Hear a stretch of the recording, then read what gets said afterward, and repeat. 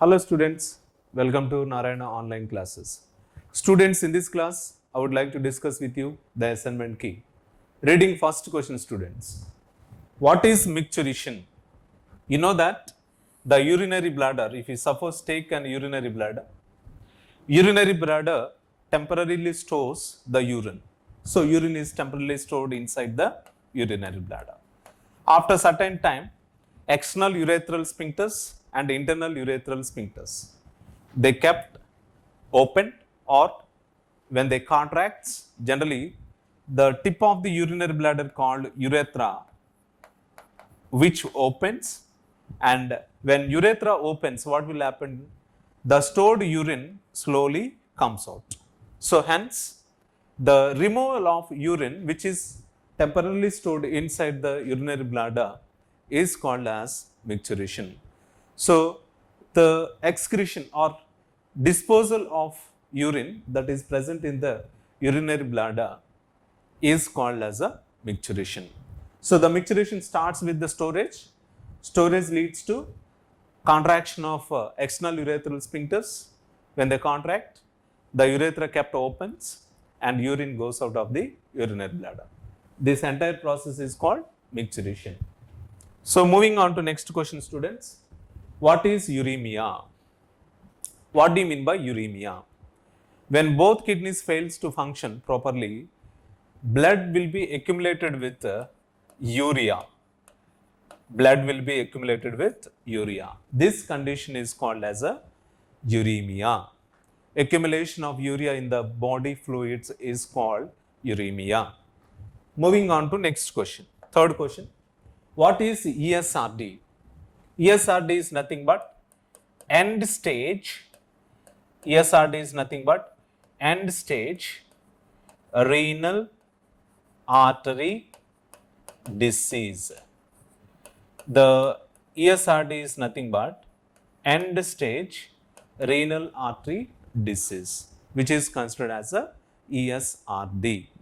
Okay, end stage renal artery disease. When renal artery completely blocks with the cholesterol, it won't supply the blood to kidneys. That condition is called as a end stage renal artery disease.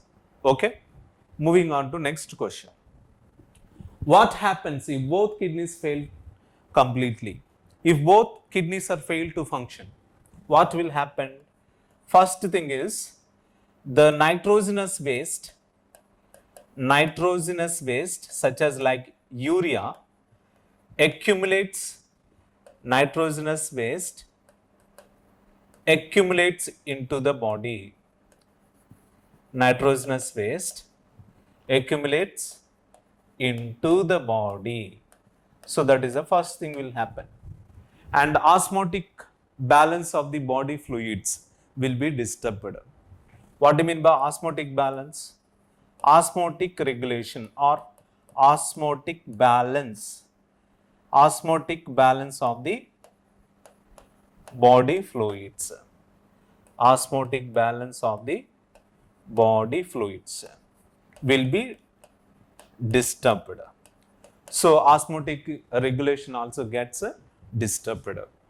And also certain kind of things like the tissues of our body accumulates with a lot of amount of waste.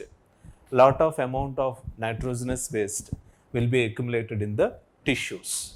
That is also one of the damage or certain kind of disorders we can see during the failure of kidneys.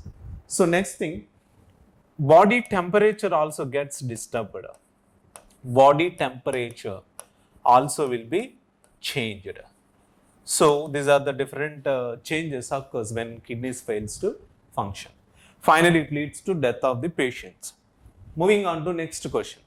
Which factor influence composition of urine? What is the major factor that influence composition of urine? There are certain kind of factors are there.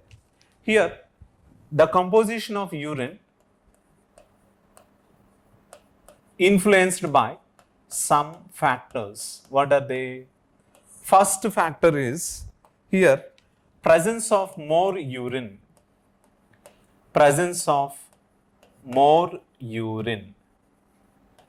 presence of more urine, which leads to a condition called uremia.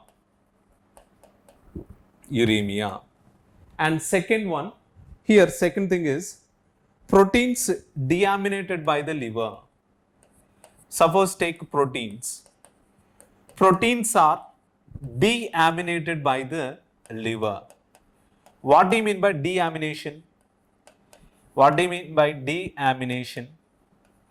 Amination, amino acids. D means which is opposite to reversal. Deamination, reamination. So the deamination is a breakdown process. Here proteins are generally deaminated by the liver. Deaminated by the liver, which means proteins which contains amino acids, you know that proteins are made up of amino acids. Proteins are made up of amino acids. These amino acids undergoes for a process called deamination. Deamination. So because of this deamination, what will happen?